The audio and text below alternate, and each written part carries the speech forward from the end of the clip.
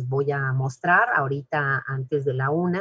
Y claro que ahorita cuando menos pude trabajar bien, no volvió a ocurrir ningún incidente de que se apagara como estuvo haciéndolo en la mañana.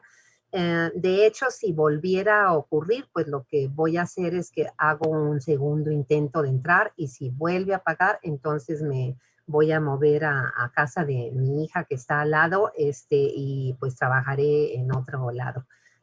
Brenda, muy bien, claro que sí, Brenda, ya leí tu mensaje, qué bueno que ya pudiste entrar.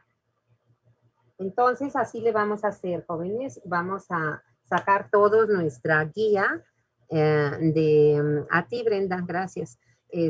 Nuestra guía de los capítulos 3, 4 y 5, porque de hecho ahí fue donde nos quedamos. Y aquí tenemos fisiología. Ay, ¿dónde está la guía? Ay, no la abrí. Bueno, espérenme tantito. A ver. Sí, pero aquí está. Que no aparece. Vamos a apagar este. Y vamos a ver si ya. Ajá, ya. Vamos a compartir. Esta. Muy bien. Aquí está, jóvenes. Aquí está nuestra guía, que es la que ustedes tienen de los capítulos 3, 4 y 5.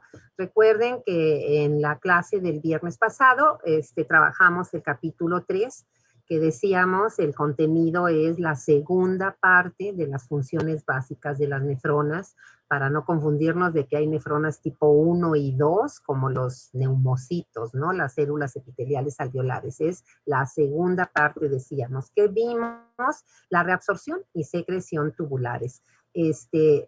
Seguramente nos va a dar tiempo de que les muestre yo algunas imágenes de todo esto que ya trabajamos.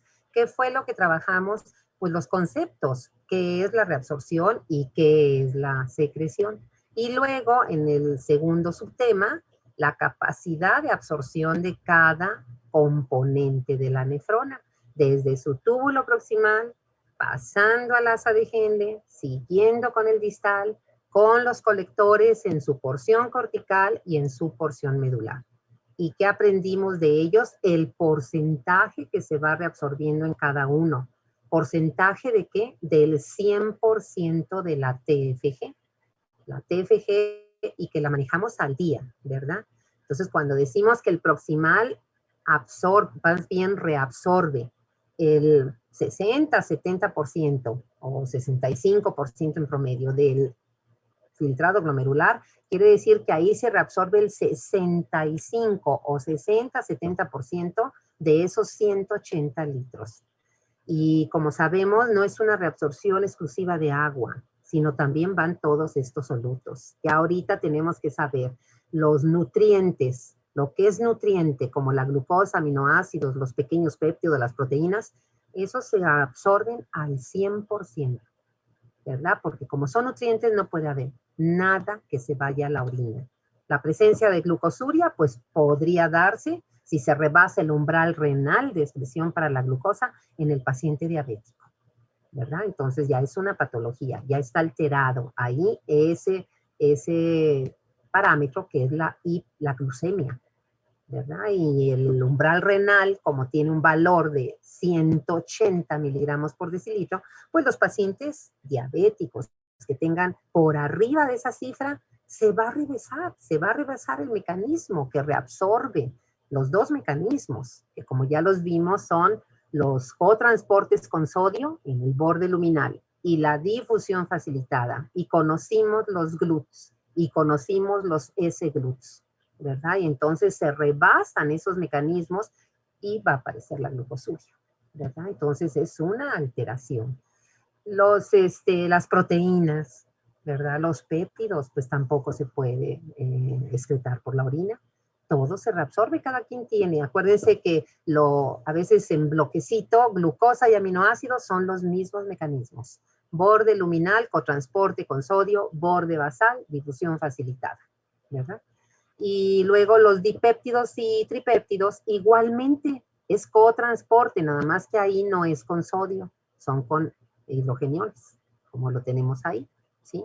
Y luego viene todos los mecanismos que reabsorben sodio en el túbulo proximal, ¿verdad? Y luego el bicarbonato, cómo se reabsorbe y cómo se secreta, porque finalmente hidrogeniones y bicarbonato, pues recuerden que van a participar directamente en el equilibrio ácido-básico, entonces se necesita que se reabsorba, pero también se necesita su secreción. El agua, como vimos, no tiene problema, siempre va a ser ósmosis. Y lo que tenemos, ósmosis es a través de poros. Y ahí está mi, ¿verdad?, necesidad de aprendizaje. Porque yo tengo que saber que, por ejemplo, aquí, túbulo proximal, pues ahí no es dependiente de ADH, nunca dijimos, ¿verdad? Porque eso no es verdad, que hubiera receptores B2 en el proximal. Ahí la reabsorción de agua es obligatoria. El 60-70% de esos 180 litros se reabsorbe aquí en el proximal, ¿verdad? Y entonces, los poros no están hechos de aquaporina 2, esos son los inducidos por la ADH que están en el distal, ¿verdad? En la parte distal, túbulo distal final y tubo colector. Aquí no. Aquí son de aquaporina 1, ¿verdad? Que es una constitutiva, no dependiente de ADH. Y las proteínas, poca albúmina que filtre, pues por pinocitosis. Y el plus que tenemos es que las zonas de la pinocitosis, donde se van a formar las vesículas endocíticas, están marcadas. Acuérdense que en otros sitios, para otras funciones, es clatrina. Aquí las proteínas marcadoras son megalina y cubilina. Esas son las que están identificadas. Y así seguimos, ¿verdad? La sal de Henle, pues ya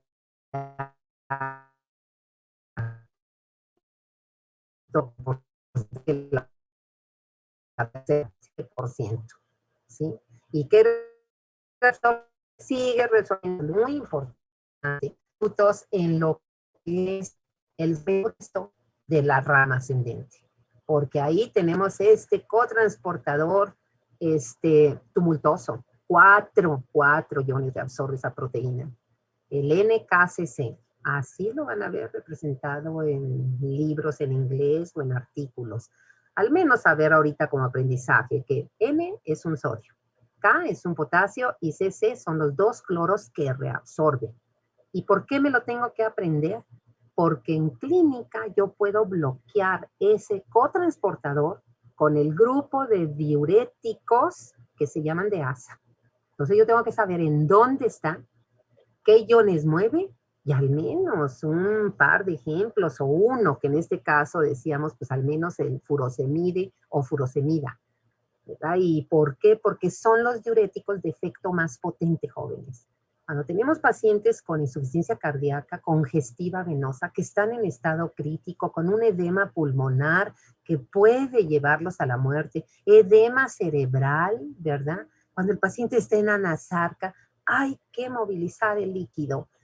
Y no va a ser con las lágrimas, ni va a ser con la sudoración, va a ser por la vía que más nos permite eliminar líquido, que es la vía renal. Entonces yo uso un diurético, quiere decir que va a estimular la pérdida de agua por la orina. Y estos de ASA son los que tienen el efecto más potente, tienen el riesgo. Eso sí, ya lo comentamos, ¿verdad? Que además de que se inhibe la reabsorción del sodio y eso jala el agua y jala mucho volumen de agua, también se inhibe la reabsorción de potasio. Entonces el efecto es potente, pero el riesgo es hipopotasemia con estos diuréticos, hipopotasemia. Y hay que cuidarla, porque vean, regresense a su unidad 4, fisiología cardiovascular. Vean las alteraciones de la hipopotasemia, ¿verdad? Serias, graves, ¿eh? Puede ocasionar hasta paro cardíaco. Luego otros cotransportadores, ¿verdad? Otros cotransportadores también, pero eso es lo más importante. Del asa de Henle también es importante recordar que en las nefronas yuxta medulares, en esas nefronas se va a llevar a cabo el mecanismo multiplicador de contracorriente. Solo en esas nefronas, en las corticales no. Y eso, ¿verdad? Pues lo tenemos más adelante, por eso aquí no le damos más énfasis. El distal, ya lo vimos, ¿verdad? Se reabsorbe ya solo la mitad, el 10%. ¿sí? De agua y de iones, sobre todo sodio y cloro y calcio. Y miren qué maravilla, porque esos iones, sobre todo el sodio, el potasio y el calcio, en esta parte son regulados por hormonas. ¿Qué es regulado? Que se reabsorba o que se secrete y se excrete, ¿verdad? Entonces vean ahí otra aplicación clínica. En el túbulo distal inicial, acuérdense que la parte inicial hace unidad con la parte gruesa de la rama ascendente del asa de Henle, el segmento de dilución. Pero acabando esa zona tenemos un cotransportador ahí en la parte inicial. Es el sodio cloro nada más. Y ahí está el segundo grupo de diuréticos, ¿verdad? Los que llamamos tiacidas o tiacídicos, como la hidroclorotiacida. No tienen la potencia de los de ASA. ¿Por qué? Pues porque en el distal ya se reabsorbe solo un 10%, pero no tienen el problema del manejo del potasio. Y por eso, ¿verdad? También son muy utilizados en clínica para casos en los que no se requiere un efecto tan urgente y demasiado intenso, para pacientes que no pueden estar viniendo a consulta para controlar cómo están manejando el efecto diurético y sobre todo el potasio. Entonces, pues preferimos uno de estos para no llegar a que se produzca un problema. Y luego tenemos la segunda parte del distal que hace unidad funcional con el colector a nivel cortical, ¿verdad? Y nos dice que es impermeable la urea. Y es importante, sí, jóvenes, porque la urea es un producto, ya sabemos, metabólico, pero tiene muchas funciones. Tiene efecto osmótico, ya lo sabemos, es un diurético osmótico también la urea, como la glucosa, ¿verdad? Como el manitol. Pero la urea, acuérdense que en el tubo colector no cortical, bájense, el tubo colector medular, vean ahí, ¿verdad? En ese tubo y vean el número 2 en el colector medular. Va a salir urea del colector, no el cortical. Vean ahí en el cortical, pues no se necesita la urea que salga, por eso es impermeable, ¿verdad? Pero en el medular, vean cómo sale por difusión facilitada, junto con difusión simple de sodio y cloro,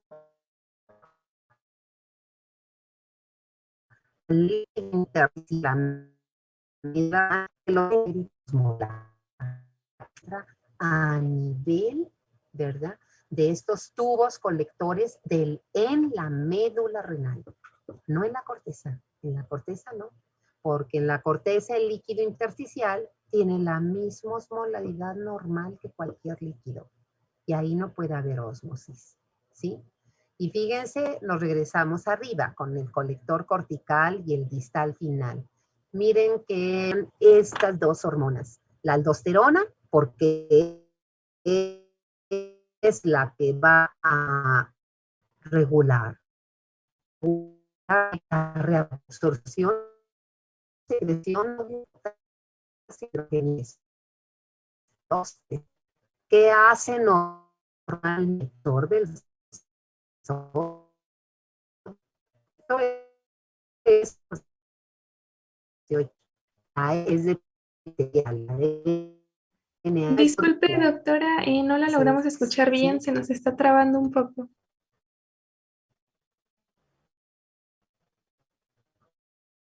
Bueno que le dice, a partir de donde no me escuchaba, para todo lo tomo en cuenta.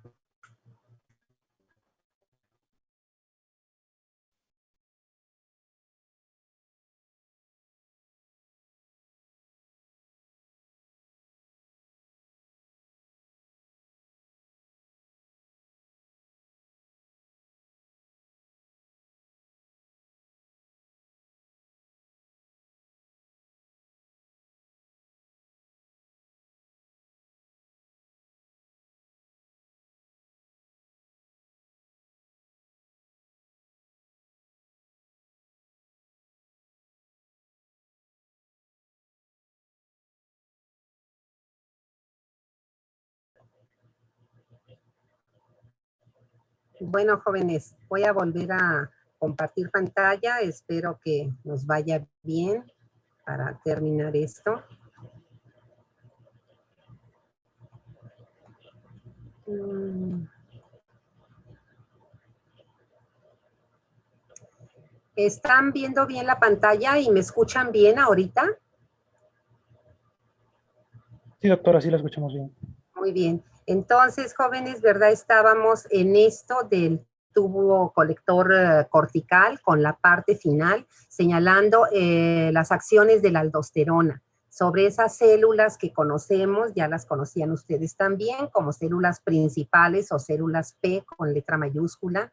Y aquí está el efecto de otro grupo de diuréticos que son los antagonistas de esta hormona, ¿verdad? Los antagonistas como la espironolactona, que es el que pusimos como ejemplo. Obviamente, al ser un antagonista, pues no la inhiben sus acciones y el sodio, en lugar de que se reabsorba, se secreta y se excreta y jala el agua y ese es el efecto diurético. ¿Qué pasa con el potasio? La aldosterona, así como al sodio lo reabsorbe, al potasio lo secreta. Y los canales por los cuales lo secreta son esos que se llaman ROMC. Acuérdense que son iniciales en inglés. La K es de potasio, ¿verdad? La E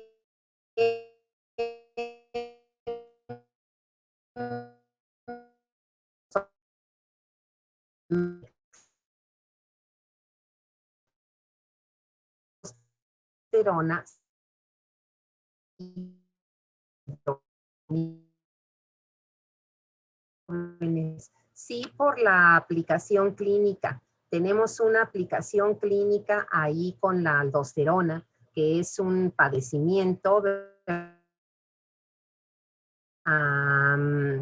aldosteronismo primario o hiperaldosteronismo primario.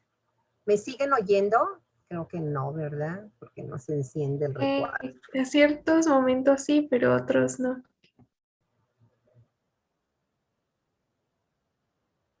Que si no se marca, bueno, ¿saben qué vamos a hacer? Me voy a cambiar, jóvenes. ¿Ahorita me están oyendo o no? Ahorita ya mejor. Ya mejor. Bueno, a ver si podemos acabar lo de aldosterona. Y les decía que hay una enfermedad que es el aldosteronismo primario. Ese aldosteronismo o hiperaldosteronismo es una enfermedad que también se llama enfermedad de Kohn, así como la preposición con, pero con doble N al final.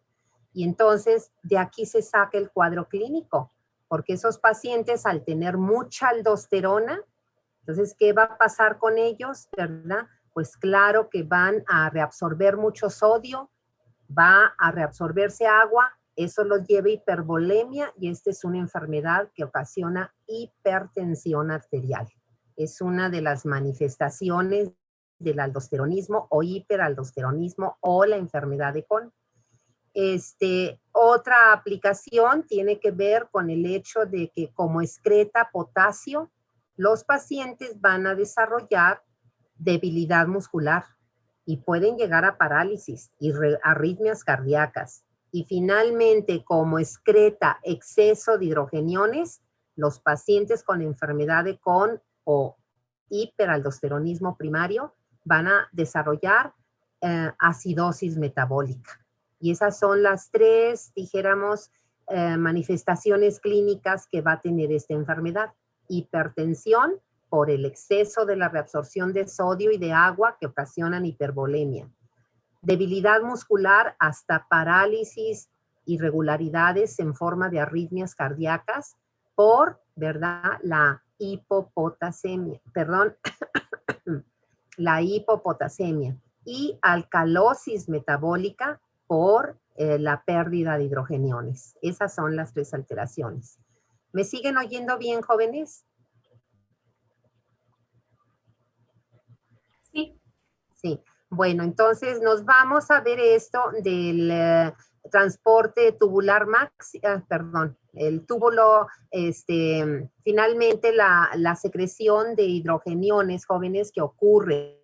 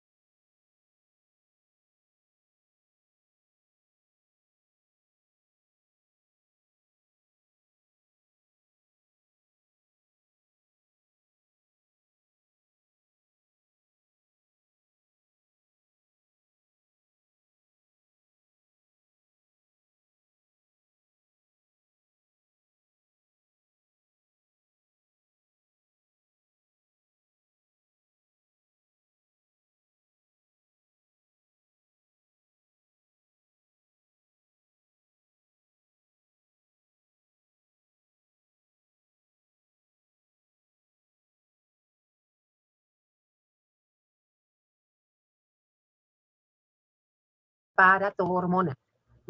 Ya habíamos visto esta parte. Esta hormona, acuérdense que es la encargada o tiene como acción, reabsorbe el sodio y a los fosfatos los secreta.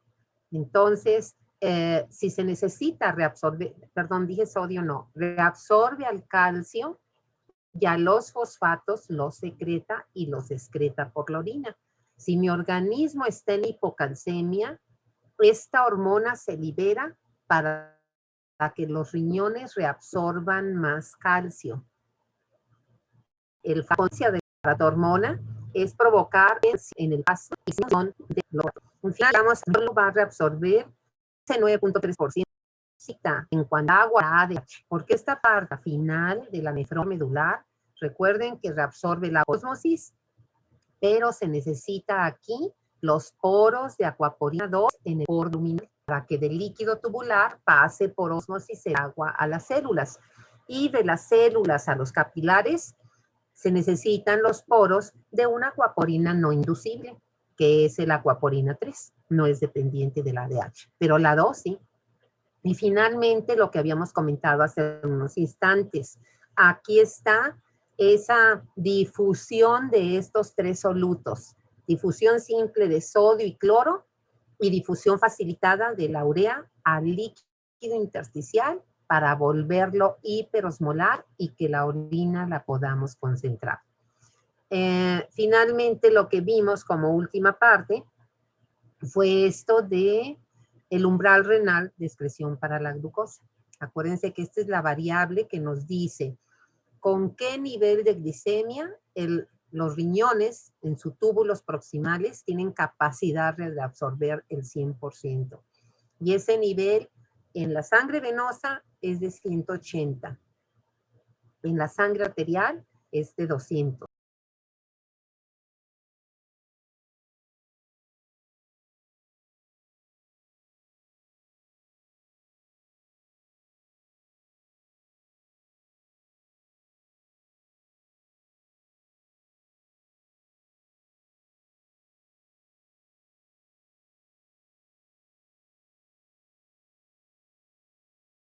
Máximo, es el nivel máximo.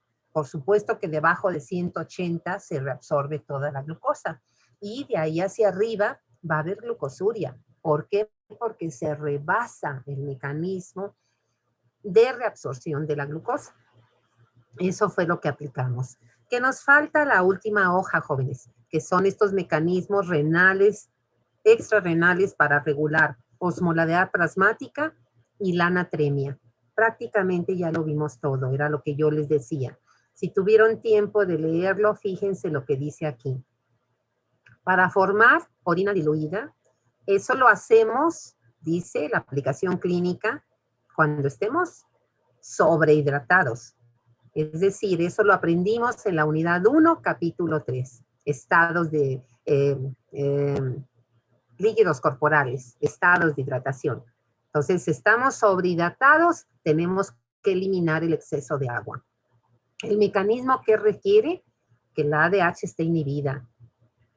¿Para qué? Para que la diuresis aumente y podamos así, ¿verdad?, eliminar el exceso de agua del plasma, que ese es el concepto de sobrehidratación, exceso de agua en el líquido intravascular, no en el intersticial.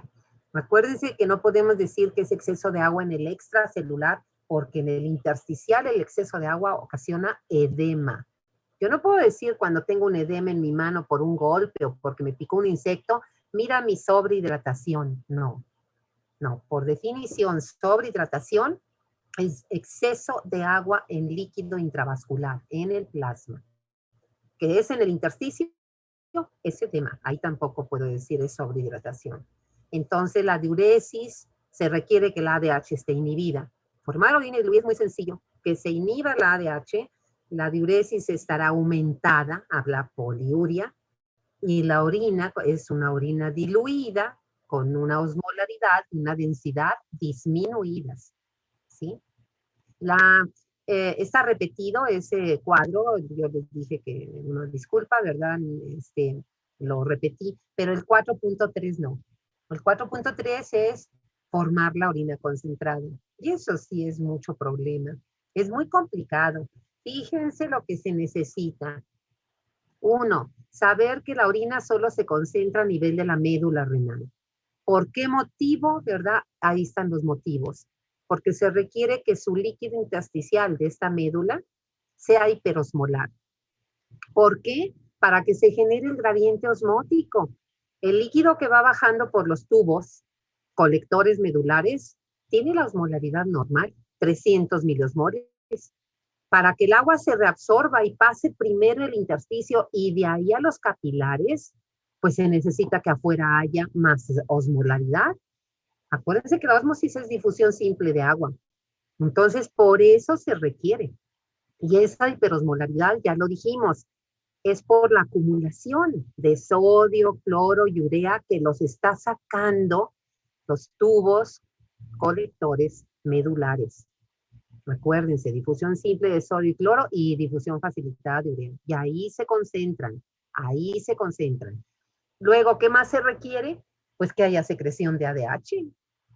¿Por qué? Porque al hacerlo, pues eso aumenta la permeabilidad al agua. ¿Por qué? Pues porque se van a formar más acuaporinas 2, más poros.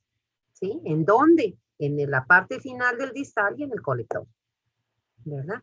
Y eso, al tener más poros, pues aumenta la reabsorción de agua y eso es lo que forma la orina concentrada. ¿En qué momento ocupamos eso? Ya lo sabemos, en la deshidratación, ¿verdad? Y que requerimos, pues que la ADH ahora esté estimulada, aumentada su secreción. ¿Y cuál es el principal parámetro que regula la secreción? Como lo aprendimos allá, la osmolaridad plasmática. Porque acuérdense que hay un mecanismo volumétrico, pero la osmolaridad es más importante porque basta con que aumente 1 miliosmol, 2 miliosmoles y se secreta la ADH. En cambio, la volemia se necesita perder mínimo el 10% de la volemia, o sea, una hemorragia de medio litro de sangre al menos. ¿Me siguen oyendo bien, jóvenes? Sí, Sí, doctora. doctora. Sí, doctora. Entonces, vamos a seguir. Ahí está la hiperosmolaridad, ¿verdad? Ahí están los mecanismos que se necesitan. La hiperosmolaridad es requiere de este mecanismo que se llama multiplicador de contracorriente y el mecanismo de intercambio de contracorriente. Y entonces, como aquí no tenemos mucho tiempo ya para revisarlo con más calma, al menos saber. El mecanismo multiplicador de contracorriente es el nombre, ¿verdad?, que tiene el mecanismo que ocurre en las asas de Henle largas de las nefronas yuxtamedulares. En las asas de Henle largas de las nefronas yuxtamedulares, ¿verdad? Ese mecanismo dice junto con lo que ya hemos insistido mucho, ¿verdad? La difusión simple de cloro, urea, urea por los transportadores, es difusión facilitada. Ya sabemos, son los que producen la hiperosmolaridad. ¿Qué hacen las asas de Henle largas? También difunden hacia el intersticio sodio y cloro, ¿verdad? Urea menos, pero sodio y cloro sí. Luego, fíjense, sitio de la nefrona donde ocurre el de intercambio de contracorriente, y ahí son los vasos rectos. ¿Y por qué se le llama de intercambio? Porque acuérdense que los vasos rectos tienen forma de asa, igual que la asa de Henle. Entonces, se llama de intercambio porque cuando la sangre de esos vasos va en la rama descendente, los vasos, su pared, ¿verdad?, es muy permeable al sodio y al cloro. Entonces, entra a la sangre el sodio y el cloro que hay en el intersticio. Pero cuando la sangre va de regreso por la rama de regreso, la rama ascendente, entonces el sodio y el cloro vuelven a salir. Por eso es un intercambio. En la rama descendente y el cloro, y en la rama ascendente el sodio y el cloro vuelve a salir al intersticio, al líquido intersticial. Por eso dice ahí y está subrayado, jóvenes.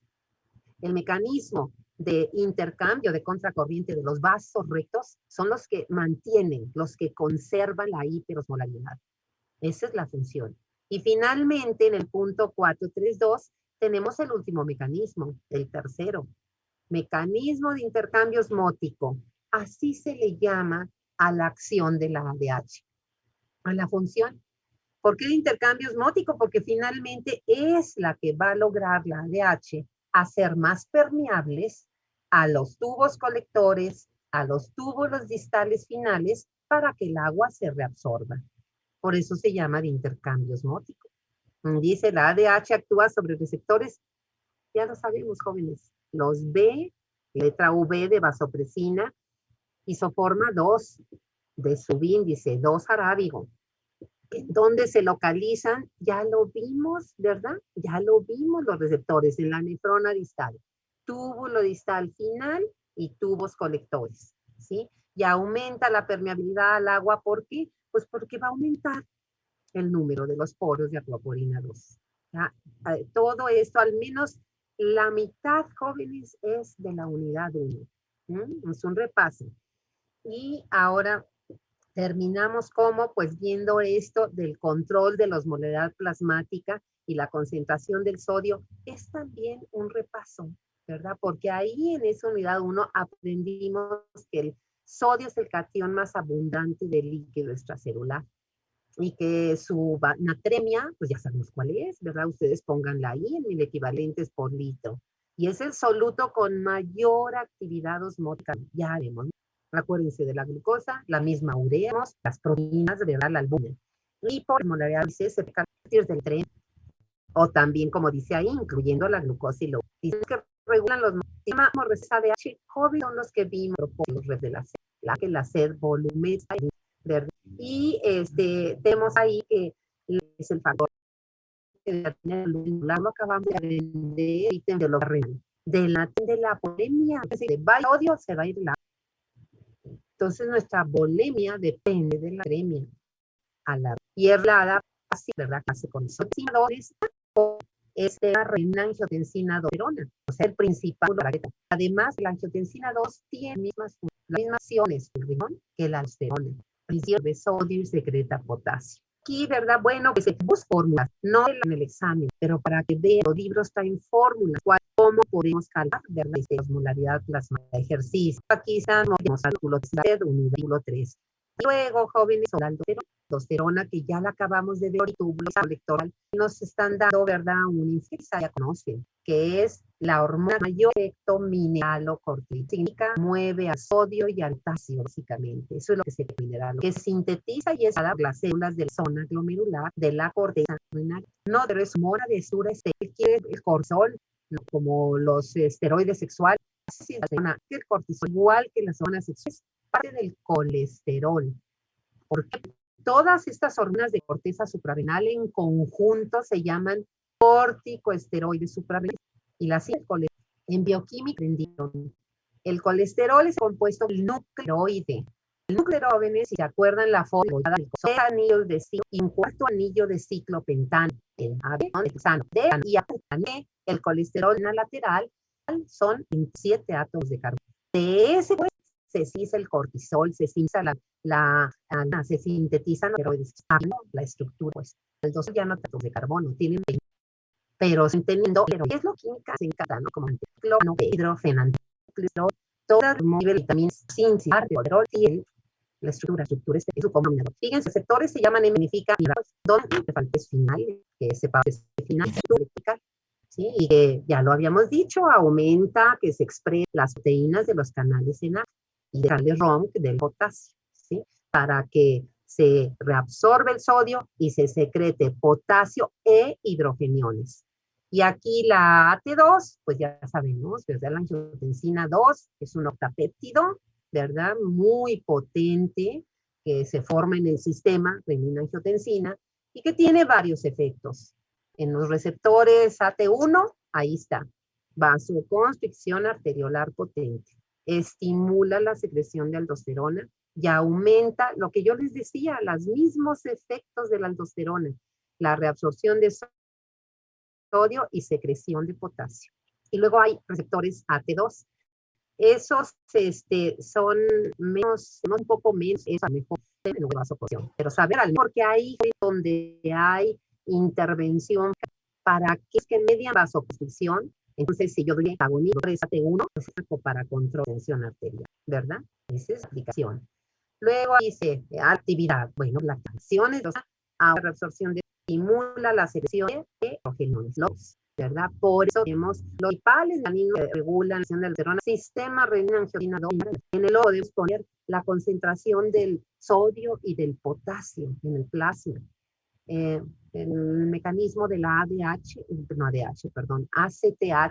tiene un papel pues final, no es, la ACTH es fundamental para la síntesis y secreción, pero del cortisol, para la aldosterona prácticamente no. Y aquí nos dice, ¿verdad? Mecanismos de transporte transmembranal en el túbulo proximal, ¿verdad? Pues para aumentar la reabsorción de sodio, de potasio en todos los segmentos. Y miren la aplicación clínica que hace un rato hicimos este ejercicio. Ahí están los pacientes con hiperaldosteronismo primario en la enfermedad de Crohn, así como la preposición con doble M. ¿Qué tienen estos pacientes? Tienen hiperplasia o hipertrofia, o tienen nódulos, ¿verdad? Adenomas múltiples en la corteza suprarrenal, en la zona glomerular. Por eso producen mucha aldosterona. ¿Y qué desarrollan? Ahí están las alteraciones jóvenes, ¿verdad? Lo van a ver en quinto año. Hipertensión, ¿por qué? Porque va a haber hipernatremia y eso los va a llevar a hipervolemia. Debilidad muscular, ¿por qué? Porque van a tener hipopotasemia. La aldosterona les está agregando el potasio.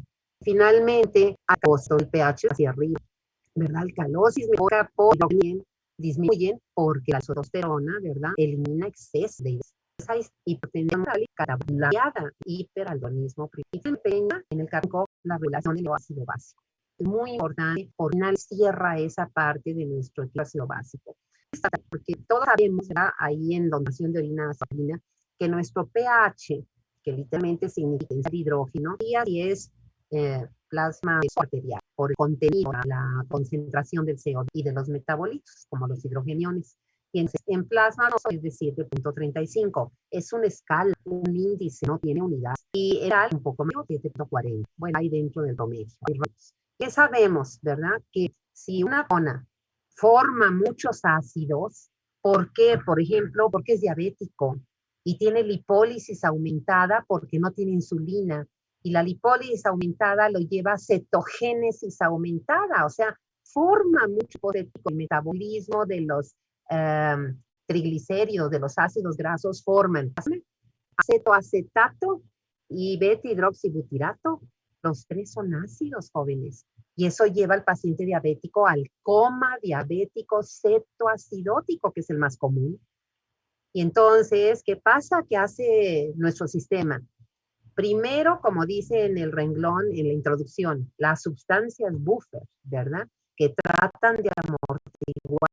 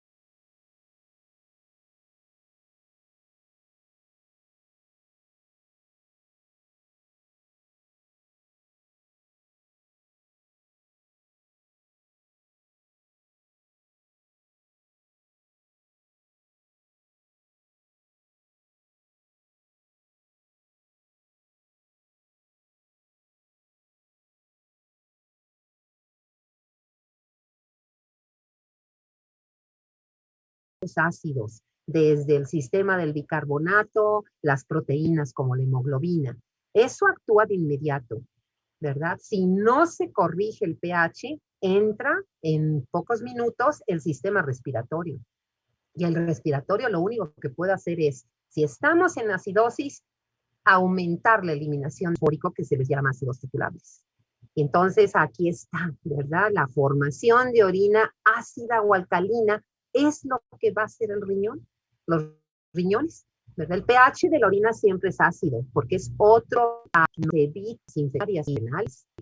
La orina es un factor de riesgo para cistitis y altura, pielonefritis, y al rato se va a parénquima renal, ¿verdad? Y es una glomerulonefritis. Entonces, es un mecanismo de protección innato, así como la acidez del jugo gástrico, que la orina sea ácida, pues tiene más metabolitos que la sangre, claro que es ácida. El rango puede ser muy amplio, vean, ¿verdad? Y claro, ¿verdad? Se tiene que, los riñones son los últimos que ayudan a conservar. Pienso que aquí, si es metabólica, la orina será ácida. Es lo que busca el riñón, eliminar ácido. Si hay alcalosis, la orina se volverá alcalina. Claro que sí, son mecanismos compensadores homeostáticos. Aquí dice, ¿cómo se va a secretar los hidrogeniones? Es otro repaso a todo lo que vimos en estas 4 hojas. En túbulo proximal inicial está el intercambiador, el sodio hidrogeniones, es un contratransporte. La E, acuérdense que es de intercambiador. Y el número 3 es la isoforma. Es la isoforma. Dice, por cada hidrogenión secretado se reabsorbe un sodio, ¿verdad? Y de bicarbonato. También, ¿verdad? Ahí ocurre la secreción de bicarbonato en la ecuación del ácido carbónico. Y también las células epiteliales tienen que tener la anidasa carbónica. Y en el túbulo distal final y los colectores, pues ya lo vimos. Las células intercaladas, de ellas va a depender si se activan las bombas o se inhiben.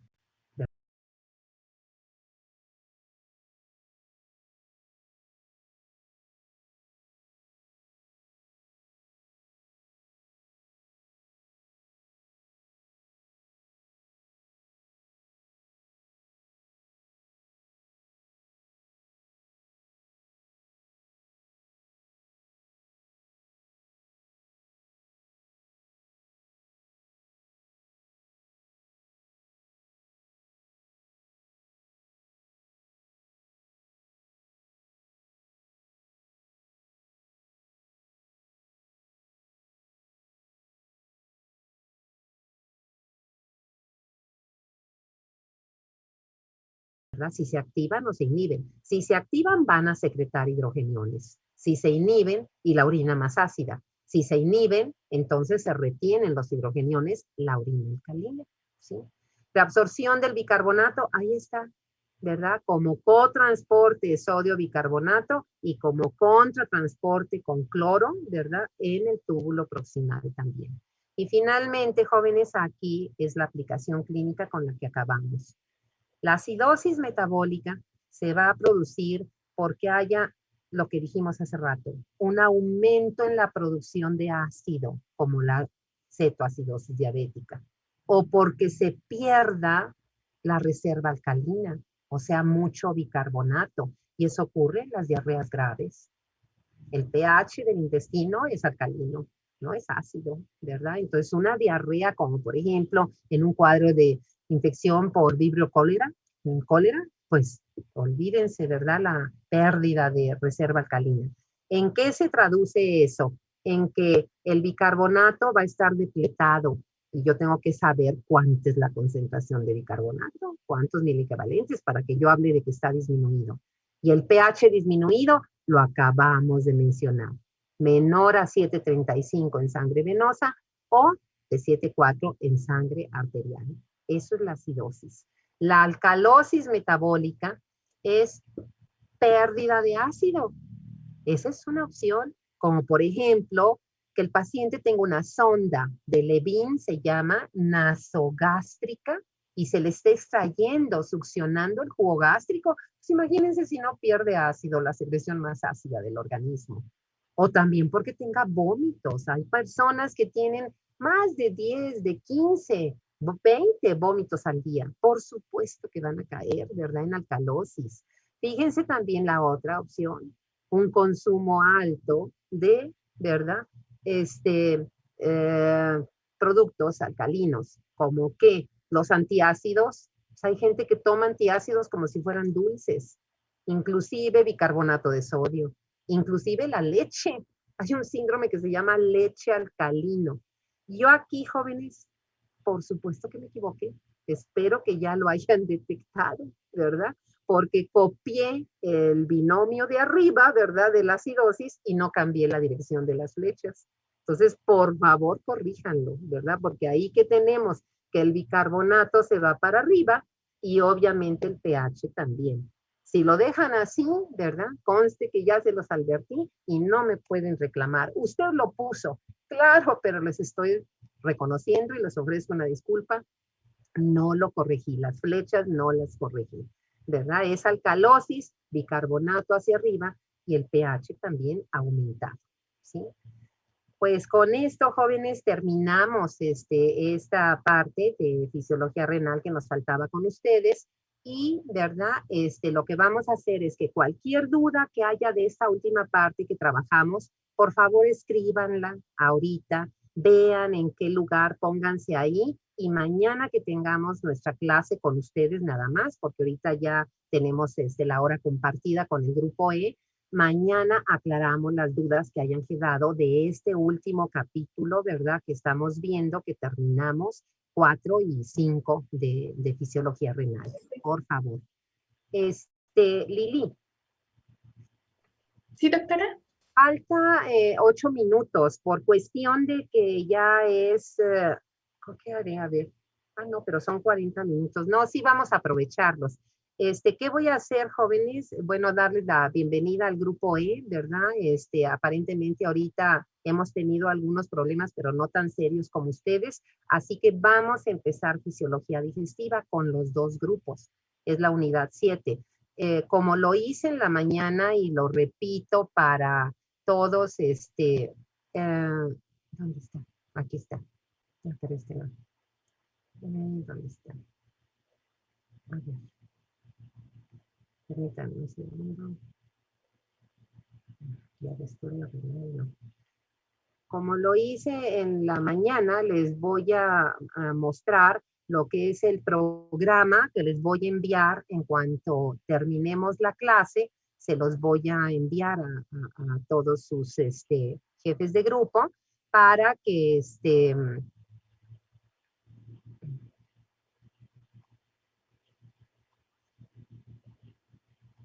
tengan el programa. Ahora sí, aquí está. Programa. Es otra vez esta unidad 7, jóvenes, como lo pueden observar, una unidad corta. Corta quiere decir, ¿verdad?, que tenemos 4 capítulos. ¿Están viendo bien la pantalla todos? Sí, doctora. Sí, Muy bien. doc. Muy bien, fíjense, ¿verdad? Es unidad 7, fisiología del sistema digestivo. Y entonces se puede decir que el aprendizaje que tenemos que lograr, aunque sea de esta manera resumida, rápida, concisa, es el que valoremos las funciones que el sistema digestivo realiza en nuestro organismo, que tiene que ver con funciones motoras y funciones secretoras, ¿verdad? Y las vamos a poder valorar, evaluar, revisando y analizando los procesos desde la ingestión de los alimentos, el acto de comer, la digestión de los nutrientes que son orgánicos y que son macromoléculas, y la absorción de los nutrientes una vez que se absorbieron, que se digirieron. Y todo eso, ¿por qué? Porque sabemos, y no de ahorita, desde primaria, que el sistema digestivo indudablemente que tiene una función prioritaria en la nutrición adecuada de nuestro organismo, ¿verdad? Indudablemente. Y también esta nutrición como función vital, pues determina si puedo mantener mi homeostasis, seguir sano y mantener mi vida. Entonces es importantísimo que tengamos cuando menos estas clases. Vean ahí los capítulos, ¿verdad? Primero siempre hablará de fundamentos, por eso dice principios generales, la anatomía fisiológica, macro y microscópica, ¿verdad? El control nervioso de la función del sistema digestivo. Acuérdense que aquí hay doble sistema. Es el autónomo para cualquier víscera, pero está el sistema intrínseco del sistema digestivo, que es el que seguramente conocieron en anatomía como el sistema nervioso entérico, ¿verdad? Luego tenemos control hormonal. Es un grupo amplio, más de media docena de hormonas gastrointestinales, porque son producidas por los enterocitos o las células de la mucosa gástrica en el antro. Y luego, ¿cuáles son los movimientos básicos del sistema digestivo desde el esófago hasta el colon? Y finalmente, pues la circulación, ¿verdad? Entonces tenemos inervación, circulación, el control nervioso, el control químico. En el segundo capítulo es la actividad motora. La actividad motora, desde la boca, pasando por el estómago, el intestino delgado en todos sus segmentos, en el colon, ¿verdad? Y terminando a lo largo de este recorrido, comentando pues estas complicaciones que en clínica son muy comunes, ¿verdad? Alteraciones del hábito del reflejo de la defecación, pues tenemos cuadros diarreicos y tenemos estreñimiento. Tenemos algo muy grave que acompaña a lo que es el abdomen agudo, que es el ilio paralítico. O sea, no se mueve el intestino delgado. Tenemos la gastroparesia, es una complicación muy común de los pacientes con diabetes mellitus, fíjese, ¿sí? Y no se diga el vómito tan desagradable y que creo que a estas alturas, ¿verdad? Aunque ustedes estén muy jóvenes, pues lo hemos pasado varias veces. Después, en el capítulo 3, son las funciones secretoras. Y ahora, ¿verdad? Desde la saliva en la boca, por las glándulas salivales, pasando al esófago, pasando al jugo gástrico y en el intestino, uy, pues ahí tenemos el cóctel de secreciones, la biliar, la pancreática, el propio jugo intestinal y el delgado, ¿verdad? El grueso, pues también tiene su secreción. Y ahí tenemos también aplicaciones. Imagínense si no, ¿verdad? La gastritis, la úlcera péptica, gástrica o duodenal. Tenemos un tumor, fíjense que es el gastrinoma, ¿verdad? Y la litiasis vesicular, que es tan frecuente como la ureteral, que ya comentamos. Y el capítulo 4, que es la conclusión, es los procesos de digestión y absorción. Entonces aquí va a ser el conocer, ¿verdad? Finalmente, cuando me como mi tlayuda, cuando me como mi memela, cuando me como mi tostada, mi quesadilla, bueno, cuando como algo con masa, pues cuando como algo con harina de trigo, ¿verdad? Desde las pastas hasta un sándwich, una torta, un pastel, una galleta, un pie, todo lo que sea harina de trigo. Cuando como el arroz, jóvenes son cereales. Y en su curso de biología de secundaria aprendimos que los cereales, cada granito, el 70% es almidón, pues es un enorme polisacárido, ¿verdad? Y eso no lo absorbo. Entonces, ¿qué tiene que hacer mi organismo? Las enzimas para digerir los carbohidratos, las enzimas digestivas para digerir los lípidos, las enzimas de los jugos digestivos para digerir las proteínas, jóvenes, las proteínas, todo eso aquí. Y finalmente, lo único sencillo de esta unidad es que cuando lleguemos a la segunda parte, que es los mecanismos de absorción, le vamos a poner igual que la nefrona y se acaba, porque afortunadamente son los mismos mecanismos, jóvenes. Y vean si no las aplicaciones son tan importantes. Yo creo que ustedes han oído de que hay pacientes que son intolerantes a la lactosa. Pues eso es porque tienen deficiencia de una enzima que participa en la digestión de este disacárido. Deficiencia de lactasa lleva a la intolerancia a la lactosa.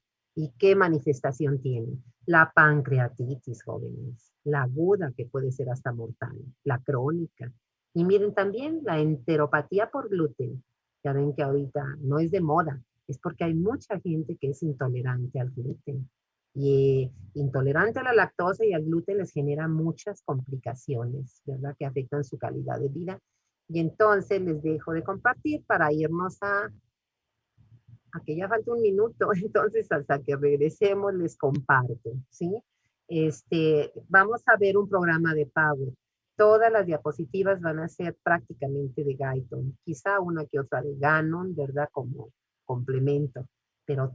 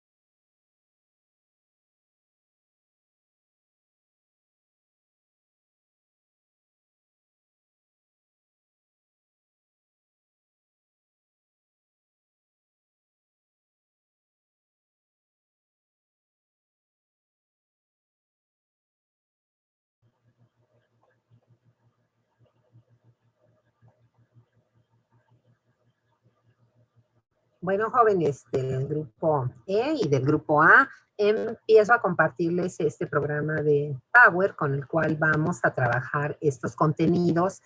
Al menos en esta clase, ¿verdad? Tenemos que terminar de revisar este capítulo. Ok, aquí estamos. Les voy a abrir la presentación para que me confirmen si alcanzan a ver bien la pantalla y me están oyendo bien ahorita. Sí, doctora, todo bien hasta el momento. Muy bien, gracias, Lili. Bueno, aquí tenemos, ¿verdad? Esta primera parte del programa de Power va a ser manejar estos 5 temas del capítulo 1, las generalidades. Aquí al lado, ¿verdad? Tenemos en el recuadro, al lado izquierdo, el contenido. Entonces, ¿qué vamos a ver? La anatomía macroscópica, los órganos del sistema digestivo y los componentes de la pared, tanto del estómago y del intestino. Luego pasaremos al tema 2, el control nervioso. Y ahí es la inervación doble, ¿verdad? Los plexos del sistema nervioso entérico y las dos divisiones del sistema autónomo. Después, en el tema 3, las hormonas, el control por las hormonas gastrointestinales. Ahí tenemos, ¿verdad?, estas 6 al menos que vamos a ver. Y luego pasaremos a la parte final, que son los tipos funcionales de movimientos, y recordar de dónde procede la circulación al sistema digestivo. ¿Qué tenemos al lado derecho? Una figura que obviamente no es de Guyton, pero que se las puse porque ahí están los componentes. El único beneficio que tiene esa figura es que están en inglés. Entonces, si no sé cómo se dice, ¿verdad? Lengua, ¿verdad? No sé cómo se dice esófago o vesícula biliar o estómago. Bueno, pues lo copio, ¿verdad? Lo copio para aumentar mi vocabulario en inglés, ¿verdad? Y pues ahí lo tenemos. Pero nos vamos a trabajar. Y aquí tenemos la misma figura por si quieren copiar los nombres, pero tenemos una introducción, jóvenes.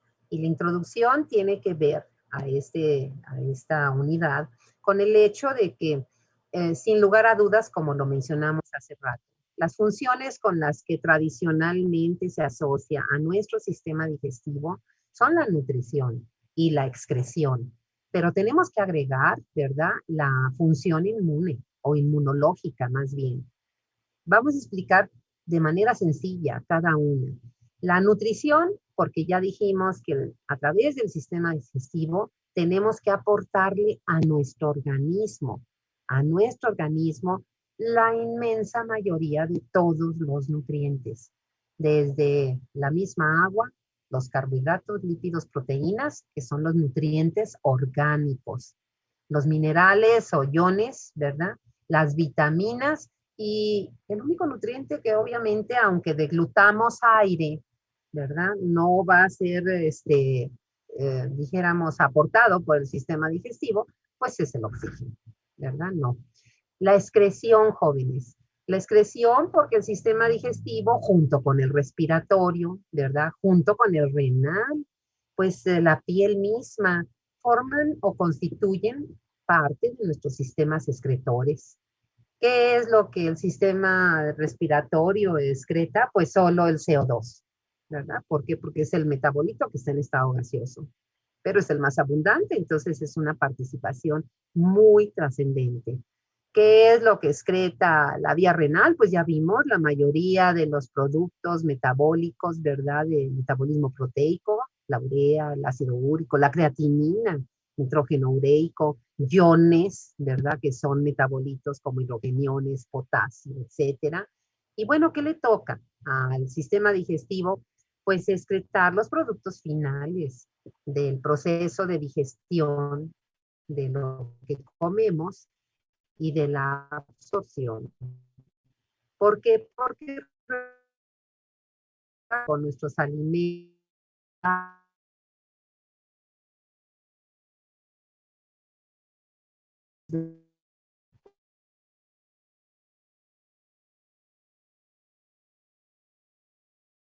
celulosa, la hemicelulosa, que son los que están en la pared de las células vegetales. Y los animales sí, pero les cuesta trabajo. Por eso, si se acuerdan, hay un grupo de mamíferos que se les llama rumiantes. Rumiantes, porque ejercen el acto de rumiar, que no es gluten y el bolo alimenticio que ya habían deglutido, lo vuelven a llevar a la boca y vuelven a estar moliendo, ¿verdad? Lo que ellos comen.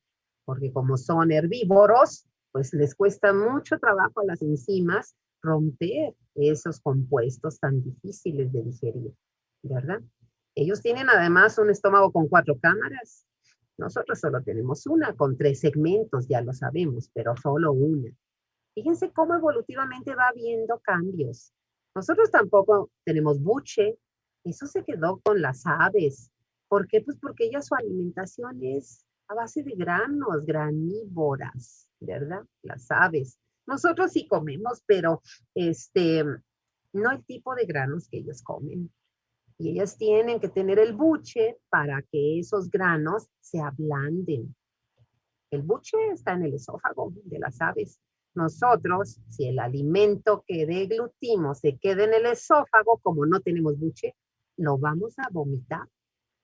Eso es una patología, porque puede ser que si la deglución no se desarrolla como debe de ser, se acumula allá abajo en el tercio inferior y va a haber un antiperistaltismo y es el vómito, ¿sí?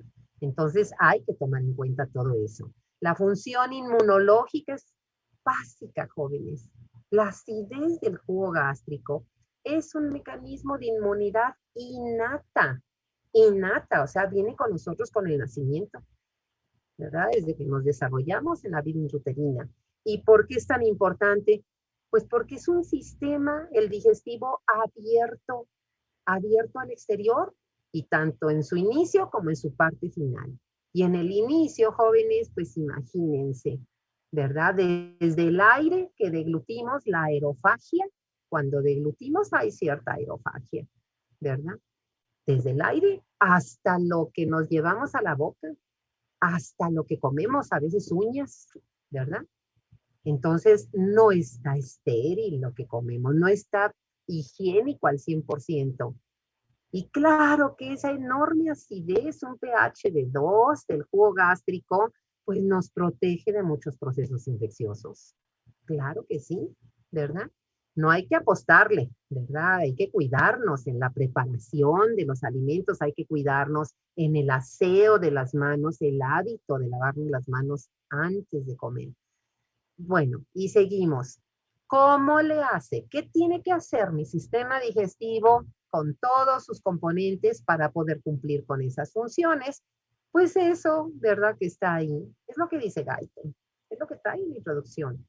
Los alimentos tienen que transitar por todo el sistema digestivo, desde que los pongo en la boca hasta que termina el sistema digestivo con el reflejo de la defecación. Entonces es un tránsito, es un transporte, actividad motora. Luego se tienen que sintetizar y secretar los llamados jugos, ¿verdad? O secreciones digestivas, porque ahí es donde están las enzimas de la digestión. Y ahí están otros componentes, ¿verdad? Por ejemplo, pues si son líquidos, pues tienen agua. Pero también hay secreción mucosa, importantísima. Imagínense que el estómago, el esófago, el intestino no tuviera secreción mucosa. Tiene que tener, no sé si lo recuerden, voy a mencionar algo que no es agradable, pero es para que lo recuerden. ¿Qué sentimos cuando tenemos un vómito, jóvenes? ¿Qué sentimos? ¿Qué sensación se nos queda en faringe, en la boca? Y se nos dibuja a los 20, 25 centímetros del esófago, ¿no es cierto? ¿Por qué? Pues porque el contenido gástrico ácido, pues me irrita todo el esófago y la faringe, ¿verdad? Y a veces hasta las fosas nasales, porque como es un antiperistaltismo, pues no se eleva el paladar blando y ahí está el contenido gástrico por las fosas nasales. Y es una sensación de quemadura muy molesta. Pues imagínense, ¿verdad? Que eso ácido no puede pasar al esófago. Por eso el esófago tiene su protección mucosa, que es alcalina. El intestino, imagínense el duodeno que no tuviera protección mucosa para recibir ese quimoácido. Y sobre todo cuando nos comemos los piedrazos, la fruta en vinagre. Claro que todo tiene su razón de ser. La digestión de los nutrientes orgánicos son los que se digieren. Yo no voy a hablar de que hay hidrólisis del agua. Pues si el agua se hidroliza, deja de ser agua. Hidrólisis de las vitaminas, pues si hidrolizan ya no son vitaminas. En cambio, los nutrientes orgánicos, que son macromoléculas, polisacáridos, o al menos disacáridos, ¿verdad? Las proteínas, los lípidos, colesterol, fosfolípidos, las grasas neutras, los triglicéridos, claro que se tienen que digerir. Nosotros no podemos digerir, absorber macromoléculas. No hay mecanismo de transporte, ya lo vimos. El transporte de los nutrientes por la sangre, pues claro que sí, ¿verdad? Ya sabemos que la sangre es su función vital, transportar nutrientes y metabolitos, ¿no? Y el control de todas esas funciones, local, nervioso. Y ahí están todos los capítulos, jóvenes. Por eso son 4 capítulos, porque en cada uno de ellos se va a cumplir el estudio, el análisis de cada una de estas. Y empezamos, ¿verdad? Pues algo de esto va a ser muy sencillo porque seguramente no aquí en medicina, desde que estaban en primaria, ¿verdad? En su curso de, pues antes era ciencias naturales, ahora en las escuelas les dicen science, ¿no? Ciencias, está bien. Ahí está. Sistema digestivo, pues la boca con todos sus componentes, es decir, su lengua, sus arcadas dentarias, ¿verdad?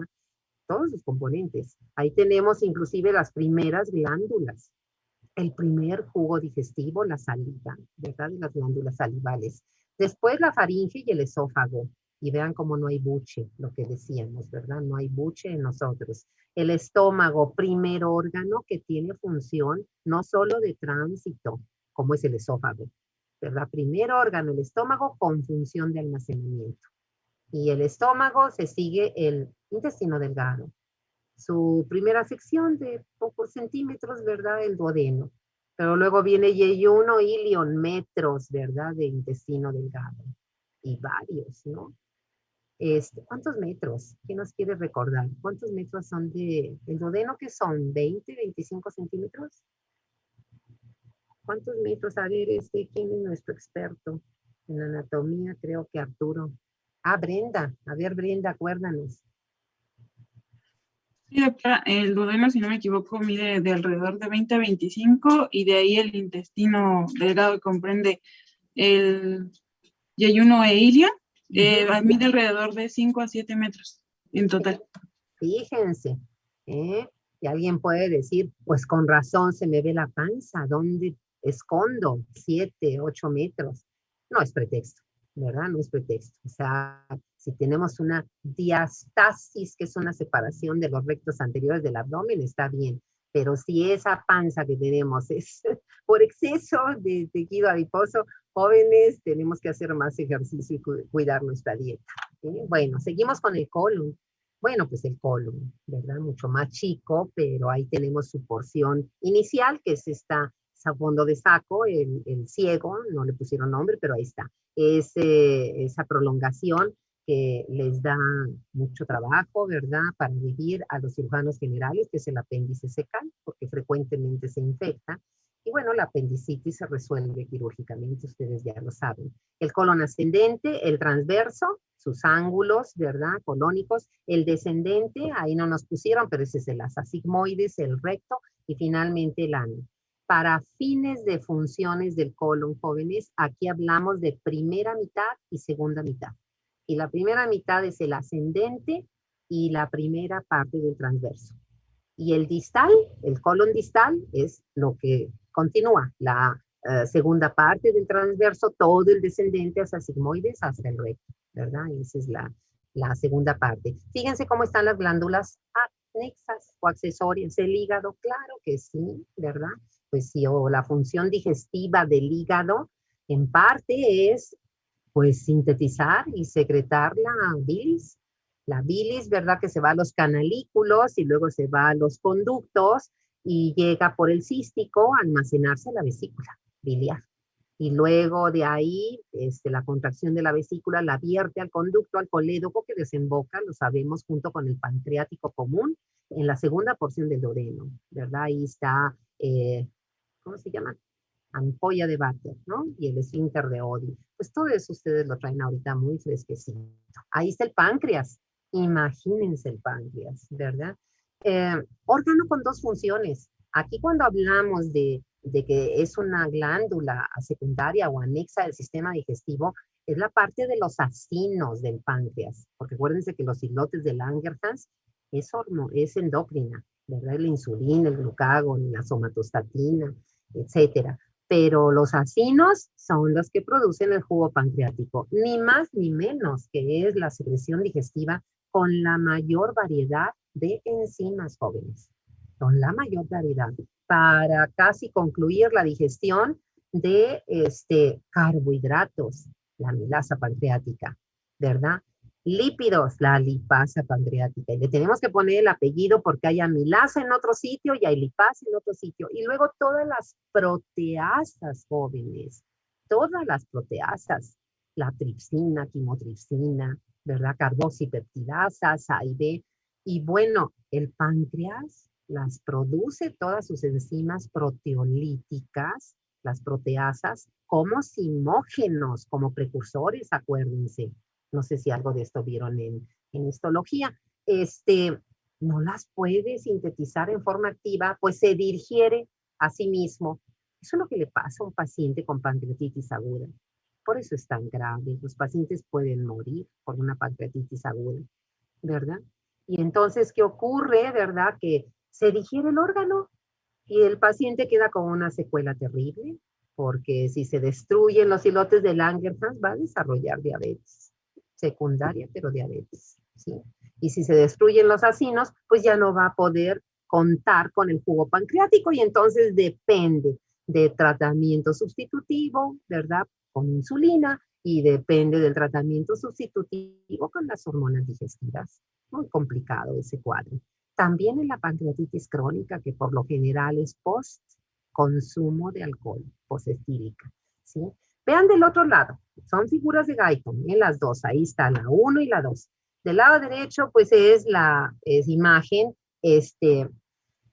histológica, ¿verdad? Es un segmento de intestino, y entonces nos vamos a ir de dentro a afuera. Adentro está la luz intestinal, es donde está el contenido, que puede ser el quimo, ¿verdad? Si es intestino, pues va a ser el quimo gástrico.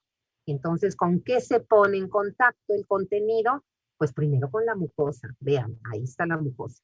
Pero la mucosa tiene, o de qué consta, no sé si así lo vieron en histología. Aquí Guyton nos pone del epitelio, son las células de la mucosa, secretoras, ¿verdad? Luego tenemos también no se ve, pero hay una lámina, ¿verdad? Basal. Luego tenemos una muscularis mucosa. Como no se ve, pues vámonos aquí con Guyton. Digo con Gannon. Esta es la figura de Gannon, capítulo 25. Es lo mismo, miren, ahí está la mucosa y ahí está las células epiteliales, ahí está la membrana basal que decíamos, esta parte de la lámina propia y la muscularis mucosa. Eso es la mucosa, ¿verdad? Por debajo de la muscularis mucosa está la submucosa, por debajo de la mucosa.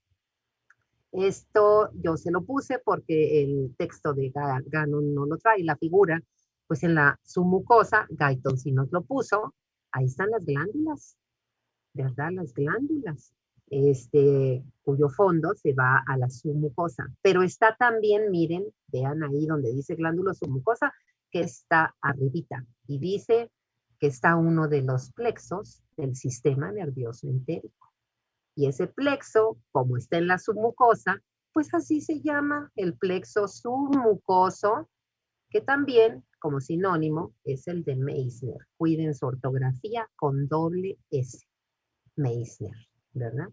Luego tenemos que sigue lo que es el músculo propiamente dicho de la pared intestinal. Y el músculo propiamente dicho en estómago, en intestino, tiene dos capas, ¿verdad? La capa que está en contacto con la submucosa es la capa circular, ¿sí? Y la capa que está por fuera, pues es la longitudinal. Aquí también lo tenemos. Vean ahí, músculo circular en contacto con la submucosa. Músculo longitudinal enseguida de este. Y ahora tenemos que ahí, miren, Guyton también lo pone, ¿verdad? Con estas células de tono amarillo, vean cómo entre ambas capas de músculo está el segundo plexo. Vean, ahí está. Está entre las dos capas del músculo. Y ese plexo es el que llamamos mientérico o de Auerbach, ¿verdad? Yo creo que todo esto lo vieron en histología. Y finalmente, como cualquier órgano, pues afuera, ¿verdad? Como cualquier víscera, tiene su cubierta serosa, ¿verdad? De protección. Peritoneo visceral, peritoneo parietal. Y ahora, jóvenes, nos vamos a, ¿verdad? Recordar que con la figura del lado derecho y el recuadro de abajo sobre todo. Esto es un repaso. Por favor, pónganle ahí. Unidad 2, capítulo 4, músculo liso. ¿Por qué? Porque fíjense lo que está ahí en el recuadro. Ese es el resumen de lo que tenemos que traernos de la unidad 2, capítulo 4. Que el músculo liso, gastrointestinal, tiene dos tipos de actividad eléctrica. Uno es una actividad que conocimos como las ondas lentas. Las ondas lentas. Y esas ondas lentas, entre paréntesis, alcanzan a ver como iniciales REB. Y RB significa, las ondas lentas son el ritmo eléctrico básico. Eso es lo que significa. ¿En qué consisten? Igual que las vimos ahí en esa unidad 2. Son ondas de depolarización que se producen en forma espontánea. Eso quiere decir sin estímulo, espontáneamente. Y que tienen una altura, es decir, un voltaje, una intensidad graduada. Graduada significa, está muy bien representada en la figura de Guyton, es la figura 3. Fíjense, hay ondas chiquitas como las primeras donde dice ondas lentas. Hay otras un poco más grandes que ya se les agregan los potenciales de acción, que son las espigas, y otras más grandes. Eso significa graduada. ¿Qué más tenemos que saber?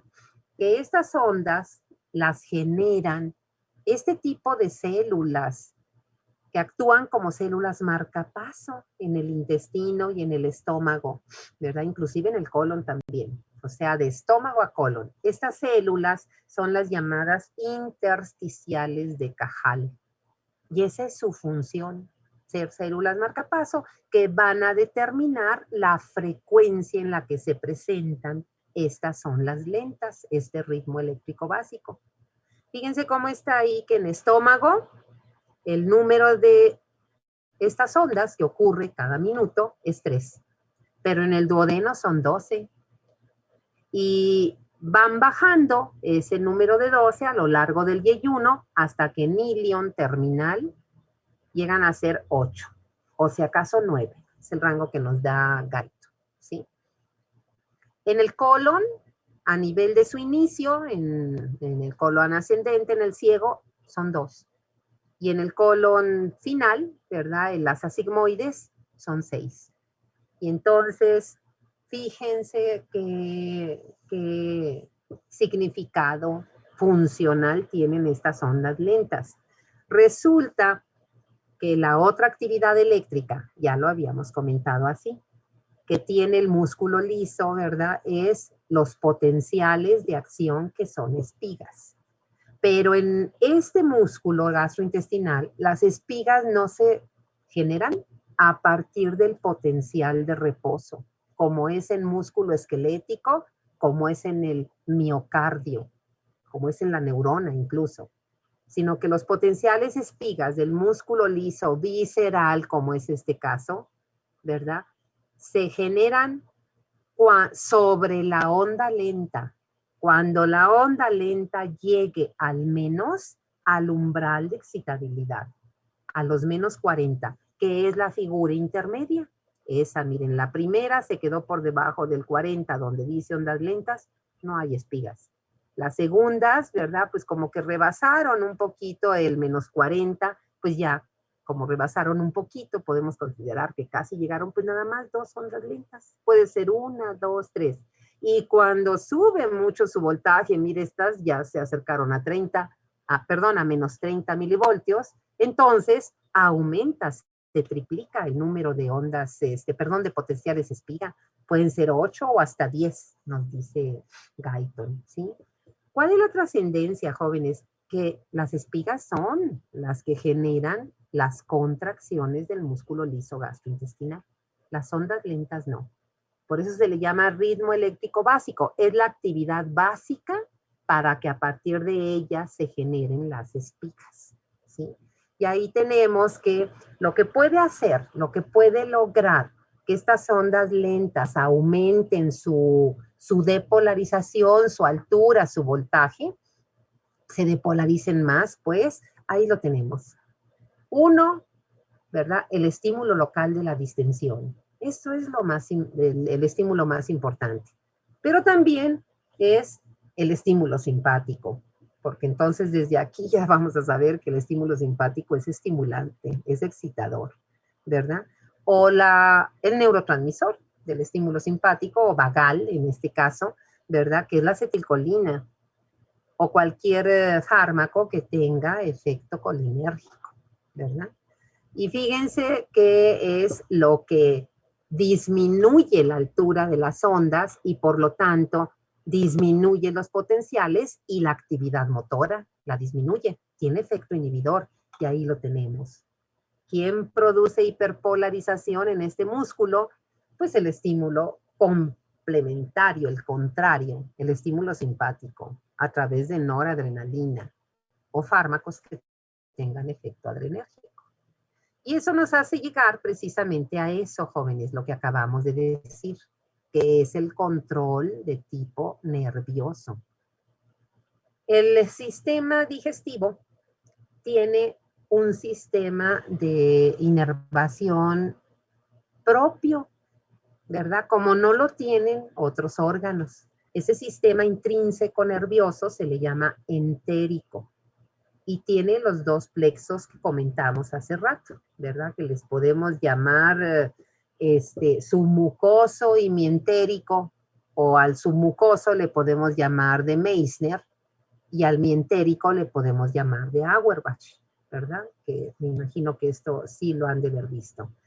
Aquí en la parte que tenemos inferior, en el recuadro inferior, ahí tenemos, ¿verdad? Indicado que el mientérico, que es el de Auerbach, va a controlar aumentando la actividad motora. Y por eso es que la localización de este plexo, si ustedes se acuerdan en la figura anterior y ya lo sabían, es un repaso, es aquí, perdón, es aquí, ahí está el plexo Mientérico, véanlo ahí, entre la capa de músculo circular y la capa de músculo longitudinal. Porque esa es su función, ¿verdad? Va a controlar, pero a la alza, aumentando la actividad motora. Ahí está, ¿verdad? Gastrointestinal. El de Meissner, recuerden que es el submucoso, ¿verdad? Entonces lo tenemos ahí en la submucosa, ¿sí? Acá también en la figura de Guyton. Y entonces, como está ahí, pues claro que su función va a ser controlar también a la alza, aumentando la actividad secretora y también la intensidad del flujo sanguíneo, ¿verdad? Porque una cosa lleva a la otra. Entonces va a aumentar la intensidad del flujo sanguíneo, ¿sí? Y entonces, jóvenes, nos vamos a recordar también que como cualquier víscera, el sistema digestivo, todos sus órganos reciben inervación por el sistema nervioso autónomo, con sus dos plexos, el simpático y el parasimpático. Pero aquí tenemos que enfatizar, ¿verdad? Que igual que cuando la inervación es doble, un sistema va a tener efecto excitador y otro inhibidor. Y en este caso del sistema digestivo, el efecto excitador lo da el estímulo simpático o vagal, ¿verdad? Y es un efecto excitador tanto de actividad motora como secretora, de las dos, ¿sí? El estímulo simpático, pues es la contraparte. Entonces el efecto es inhibidor. Inhibidor de actividad motora e inhibidor de también las secreciones. Una manera de recordarlo, que es una aplicación clínica, es recordar, jóvenes, que yo creo que a estas alturas, quizá todos en alguna ocasión, ¿verdad? Hemos tomado un medicamento porque tenemos un cólico intestinal. Un cólico intestinal es un espasmo, que puede ser cuando comimos algo que nos cayó mal, ¿verdad? Que estaba en descomposición, o tenemos una infección intestinal, bacteriana, viral. Y entonces el espasmo genera por la isquemia dolor. Entonces tomamos fármacos, jóvenes, que sabiendo la fisiología, ¿verdad? Pues tienen su mecanismo de acción. Si yo sé que el parasimpático o vago, con su acetilcolina, son los que excitan, entonces yo tomo un medicamento anticolinérgico. Eso quiere decir que inhiba la acción de la acetilcolina. Y eso es lo que tomamos cuando tomamos una buscapina, ¿verdad? Es la butilliosina. Es un fármaco que bloquea el efecto de la acetilcolina. Claro que se me quita el dolor, ¿verdad? Porque al no dejar actuar a la acetilcolina, se quita el efecto excitador y entonces el músculo se va a relajar y se me quita el cólico. Pero tiene un efecto secundario. Porque resulta que el efecto excitador, dijimos, no es nada más de la actividad y por eso el músculo está en espasmo. Es de la actividad secretora. Y entonces, si yo tomo un fármaco anticolinérgico, la secreción del jugo gástrico va a disminuir, la secreción pancreática va a disminuir, pero eso no lo percibo, no me doy cuenta. Pero ¿qué tal la salivación, jóvenes? Si recuerdan, ¿verdad?, haber tomado un fármaco anticolinérgico, la sequedad de boca es un efecto muy molesto y nosotros tenemos que advertirle al paciente que va a tener eso, ¿verdad? Sequedad de boca y que tiene que estar tomando tragos de agua porque es efecto del medicamento. Como son sintomáticos, pues no lo va a tomar por semanas, ¿verdad? Un día, un par de días, lo que se necesite. Muy bien, jóvenes. Vámonos a las hormonas gastrointestinales, es nuestro tema 3. Son estas que tenemos aquí, estas 6 del recuadro. Esta tabla, revísenla en su PDF de Guyton. Es la tabla 1 del capítulo 63 y miren, es la gastrina, secretina, colecistocicina, el péptido gástrico inhibidor y la somatostatina. Yo sé que no lo alcanzan a ver, si a mí me cuesta trabajo también verlo, pero no lo pude hacer más grande porque se distorsionaba más la imagen. Por eso les digo, ¿qué tenemos que saber? El nombre de la hormona o su símbolo de representación. Por ejemplo, la colecistocinina se acostumbra a representar la CCK y se puede leer colecistoquinina, ¿verdad? Quinina. o a veces CCC, colecistocinina. Y entonces, ¿qué tenemos que saber? ¿Dónde se produce? ¿Verdad? ¿Cuál es el estímulo que la secreta y qué efecto tiene esta hormona? Entonces, eso está en el recuadro. Cada una de ellas es producida por un grupo de células especiales que toman una letra en mayúscula y que puede ser la inicial del nombre. Para la gastrina eso es una certeza. Las células se llaman G y están en el antro del estómago, el antro gástrico sobre todo. ¿Cuándo se va a liberar? Cuando el antro gástrico se distienda por la llegada, ¿verdad? Por la llegada de los alimentos, del bolo alimenticio y la formación del quimo gástrico. Comer entonces aumenta la secreción de gastrina. También el tipo de quimo, ¿verdad? No es un quimo de líquidos, sino un quimo de alimentos sólidos, pues eso aumenta la gastrina. ¿Qué acciones tiene? Básicamente estas dos, jóvenes. Aumenta la secreción del jugo gástrico y sobre todo del ácido clorhídrico, fíjense, o sea que aumenta la acidez del jugo gástrico. Y otra muy importante es que aumenta o estimula la proliferación de la mucosa gástrica. Le produce hipertrofia a la mucosa gástrica. Y hay otra que no está aquí, ¿verdad? Pero la gastrina estimula el vaciamiento gástrico. Promueve que el estómago se vacíe. Todas las demás, jóvenes, son hormonas que se producen en el intestino delgado. Todas en el duodeno. Algo menos en yeyuno y muy pocas en el ilium, pero en el duodeno todas.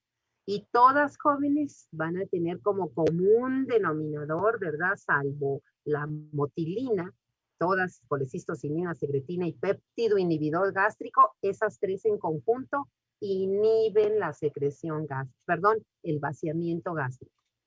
Todas. La gastrina lo estimula, la motilina también estimula, pero la colecistocinina, secretina y el péptido inhibidor inhiben la secreción, el vaciamiento gástrico.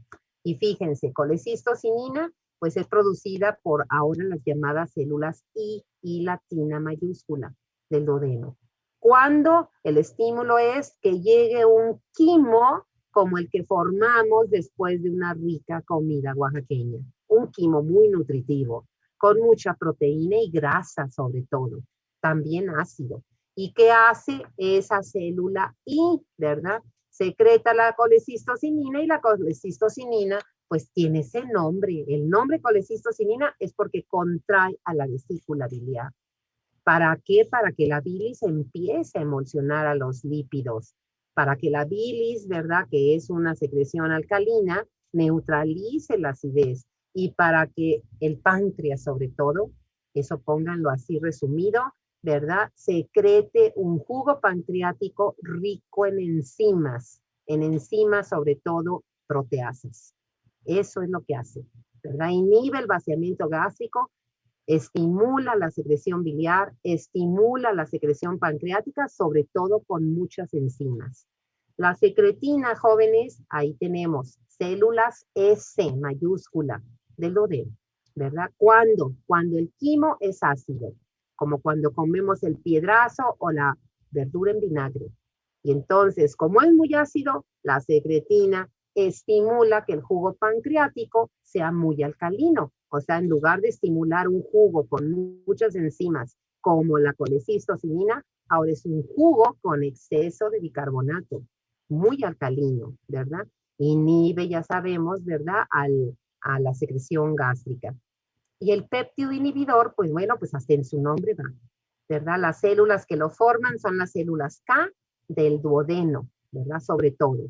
Cuando llega también un quimo al duodeno, que es rico en nutrientes. Fíjense que este péptido se llamaba antes péptido insulinotrópico. Y eso tiene que ver por lo que tiene como acción, libera insulina. Libera insulina, fíjense, inhibe la secreción también del ácido gástrico, pero libera insulina. Y jóvenes, nos quedamos al último con la motilina.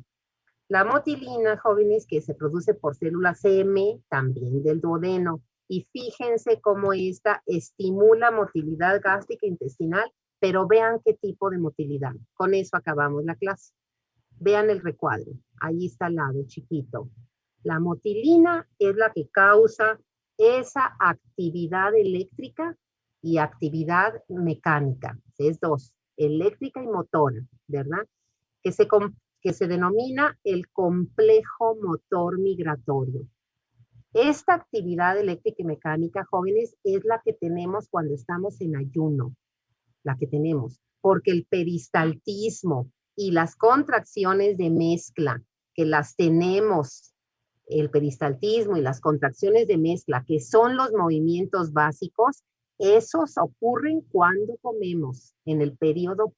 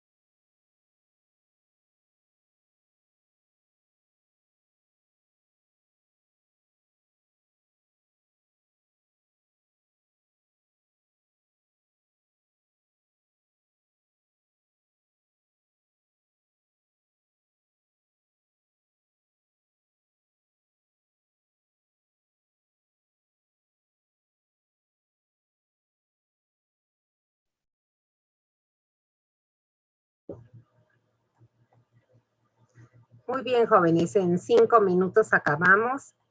Para terminar este capítulo 1, les vuelvo a compartir.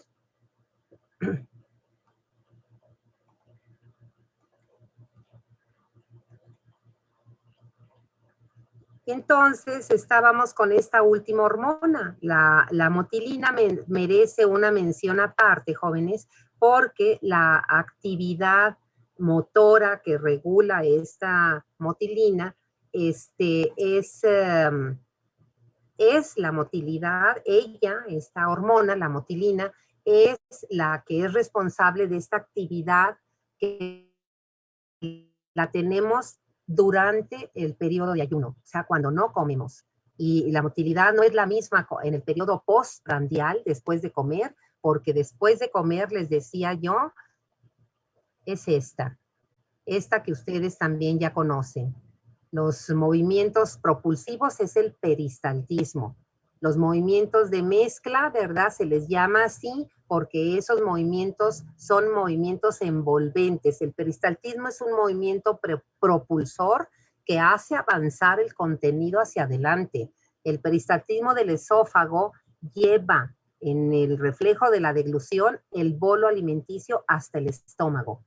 El peristaltismo del estómago vacía el quimo al duodeno. El peristaltismo del duodeno pasa el quimo al yeyuno, al ilion. El peristaltismo del ilion vacía al colon. El peristaltismo del colon, ¿verdad? Hace avanzar al contenido. Y el peristaltismo de la parte final del colon es el responsable del reflejo de la defecación. Entonces, el peristaltismo es un movimiento de avance hacia adelante, por eso dice propulsivo. Los de mezcla son otro tipo de contracciones que permiten que el contenido se envuelva con las secreciones digestivas para favorecer la digestión y la absorción. Pero cuando no comemos, jóvenes, cuando estamos en ayuno, el músculo gastrointestinal tiene otra actividad motora que se llama así. CMM mayúscula significa complejo motor migratorio. Y por eso otros autores, ¿verdad?, le llaman complejo mioeléctrico interdigestivo, es de ayuno. y mioeléctrico, ¿verdad? Porque es del músculo liso gastrointestinal en ayuno. Y este complejo se presenta con una frecuencia más o menos de cada 90 minutos y consta de 3 fases. Me voy a adelantar a ponerles esta diapositiva para que ahí veamos las 3 fases. Ahí están. En las funciones motoras del estómago, ahí se las puse, ¿sí? Fíjense la fase, es solo el recuadro de abajo, vean, con eso acabamos la clase, ¿verdad? Es el periodo 1, es el inicial, ¿verdad? Es inactivo. Ahí no hay actividad eléctrica ni motora.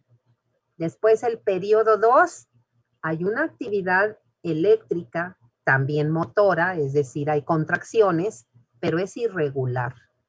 Y finalmente en el periodo 3, la actividad eléctrica y motora se regularizan.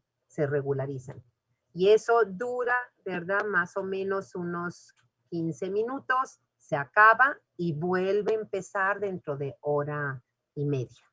Esta actividad, ¿verdad? Se desplaza, fíjense, se desplaza estos movimientos desde el estómago hasta el ilion. Y esta actividad también es responsable de generar esas contracciones muy intensas que en ocasiones son muy dolorosas, que se llaman contracciones de hambre. No sé si ustedes han oído hablar de que las personas cuando hacen huelga de hambre, jóvenes, por eso tienen que estar tomando cuando menos agua o líquidos para evitar esta actividad tan molesta de que les llega a producir un dolor muy intenso, ¿sí? Pues ahí están las hormonas, jóvenes, fue el tema 4, el tema 5, el tema 4 fueron estos movimientos que los vamos a seguir manejando en los otros capítulos, en el capítulo 2. Y bueno, recordar por último, estas figuras son de Guyton, ¿verdad? Del lado izquierdo, la circulación esplácnica, fundamental para la función digestiva. Y del lado derecho, pues ver cómo los órganos, ¿verdad?, del sistema digestivo, pues reciben sus arterias, ¿verdad? Ramas de la aorta abdominal, ahí está la mesentérica superior, ahí están sus ramas, la cólica, las yeyunales, etcétera, la mesentérica inferior también, ¿verdad? Y acá, por último, en esta, lo que tenemos es nuevamente la figura de Guyton para recordar algunas de las arterias, ¿verdad?, que hay. Fíjense cómo hasta el apéndice cecal tiene su propia arteria, ¿verdad? La iliocólica, aquí están, ¿verdad? La cólica media, etcétera. Pero del lado derecho, fíjense, porque es un buen resumen. Esta es figura, pero de Gannon, en el capítulo 25. Vean cómo el corazón obviamente bombea la sangre por la aorta y cómo, ¿verdad?, se forma el tronco celíaco. Y como de la aorta también surgen las mesentéricas, la superior y la inferior. Y vean cómo de este tronco celíaco va a la arteria al hígado, al vaso, al estómago, que drenan a la porta, por supuesto, ¿verdad? Es la circulación esplácnica, páncreas, vean el intestino delgado, el colon, y esta vena porta pues lleva la sangre que procede de estos órganos. Pues jóvenes, con eso terminamos este capítulo, ¿verdad? Porque pues, mañana veríamos el capítulo 2 y el 3, ¿sí?